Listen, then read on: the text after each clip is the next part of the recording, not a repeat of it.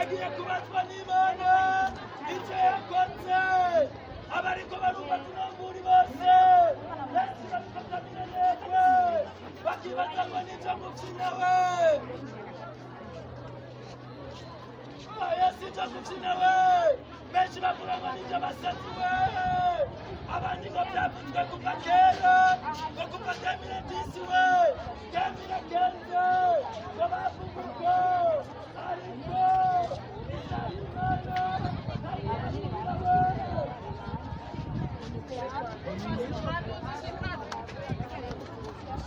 Isayimana iraje iraje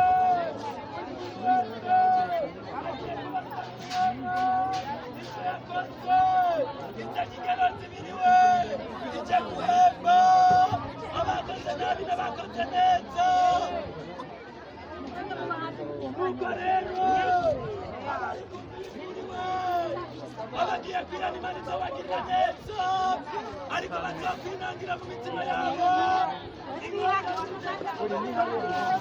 kandi amaraso y'abatwa